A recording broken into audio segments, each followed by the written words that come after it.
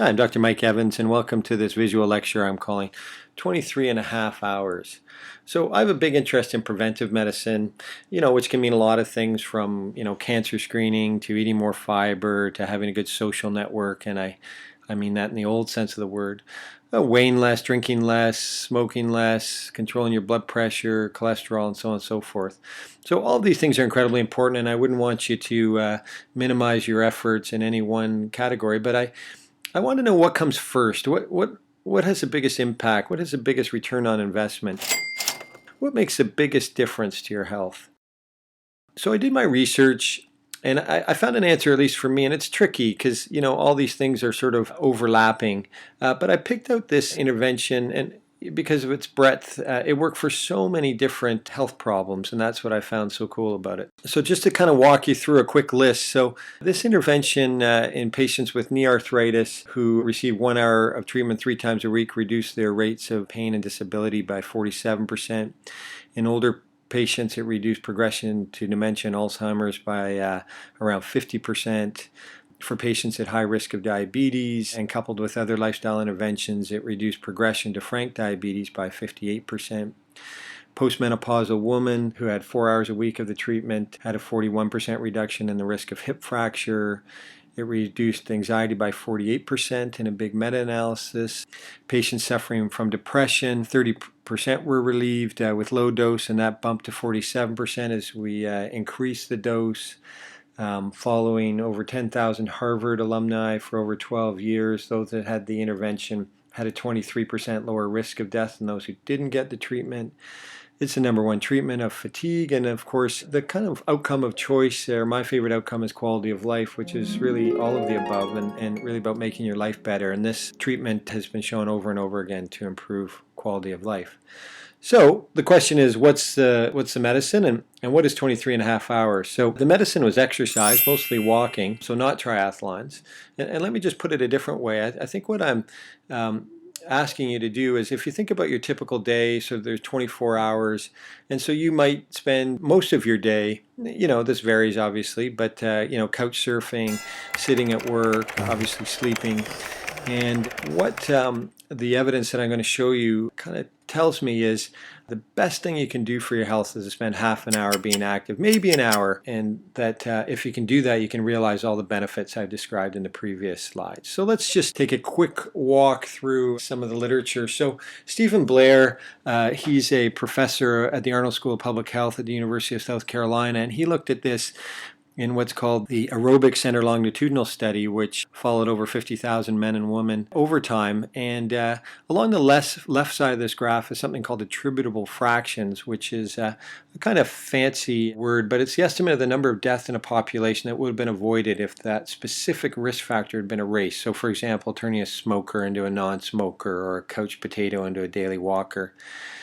And along the bottom is the typical risk factors. You can see the hypertension is incredibly important, and so on and so forth.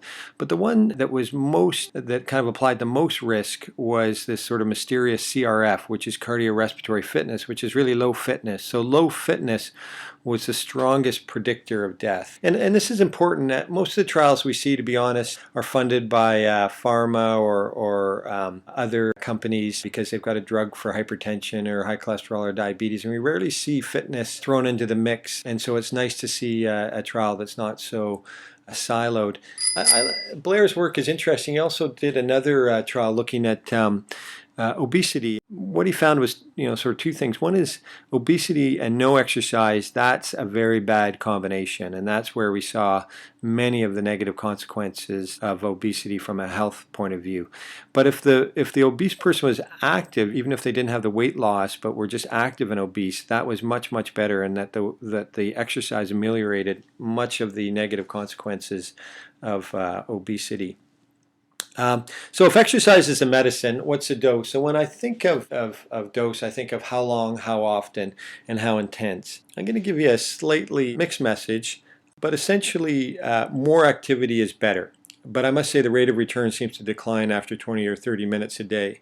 So if you're being active less than 150 minutes a week, or more if you're a kid, an hour a day if you're a kid, my flag goes up in the clinic. So my personal take on this is that The literature draws a very broad brush, and so we see big differences when somebody goes from not doing anything to doing something, and after that the return is more granular. So if we took the Nurses Health Study, women who went from zero activity to just 1 hour a week reduced their heart disease rates by almost half. So you can break it down, so it can be 10 minutes, 10 minutes, 10 minutes if you want to do 30 minutes of exercise, so it can be broken into 3. Higher intensity, it looks like it's equivalent to less time with lower intensity. But I think obviously the clinical pearl is mostly thinking about your style and habits and your personal cues. So if you're only going to do it if it's pre-booked with friends, I have couples that take a half-hour walk every morning or evening to organize their life. A dog is a great walking coach. The data is showing 67% of dog walkers achieve the 150 minutes a week just with the dog walking. And finally, of course, your commute, getting off stop early, taking the stairs, and so on and so forth. So thinking about that, I'm just going to walk you through some quick slices of the literature. The first one comes from Japan. In the 90s, Japan required all employers to conduct annual health screenings for their employees. And so a large gas company in Japan called Osaka used this to answer a great question. So if people's walk to work was longer, did that reduce their chance of serious health problems? So in this example, high blood pressure. And what they found is under 10-minute walk, no difference. 11 to 20-minute walk, 12% reduction in rates of high blood pressure or hypertension. And over 21-minute walk, a 29% decrease in rates of high blood pressure. So the authors calculated that for every increase of 10 minutes in your walk to work, there was a 12% reduction in the likelihood of getting high blood pressure. The second exhibit is looking at stents. So this is something we commonly do down medicine. So you can see on the left here the artery's blocked. On the right, a vascular surgeon's gone in and put in a balloon, opened it up, and left a stent to keep it open, which makes great sense. So a German researcher named Rainer Hambrecht looked at this with about 100 cardiac patients. He got half the group to exercise, and by that I mean 20 minutes a day on an exercise bicycle and then once weekly 60-minute aerobics class. And the other half got the high-tech stent and just their sort of normal activity. And after 1 year, 88% of the exercises were event-free compared to 70% of the people that got a stent. So both worked, but I find it sort of incredible that the low tech made a bigger difference. And you have to remember that the stent just fixes one part of the heart. The next way to think about it is the reverse. So what I call sitting disease. We know that being sedentary is bad for your health, but a researcher named Leonard Veerman wanted to quantify this, and he did so down in Australia in a big study they did there. They found, compared with persons who watch no TV, those that spend a lifetime average of 6 hours a day watching TV can expect to live about 5 years left. I mean, that's incredible. But then I think, who watches 6 hours a day of TV? And it turns out the average adult in the USA spends about 5 hours a day watching TV or screens. So I find this fascinating that we never think of the TV as something that's bad for our health, but clearly it's as powerful as many other risk factors for chronic disease. So I'm just going to leave you with, I guess, 2 quotes. So one is Jerry Garcia, the singer who is the lead singer for the Grateful Dead, and he said, somebody has to do something. It's just incredibly pathetic that has to be us. And I think that's true, that in some ways it has to be us.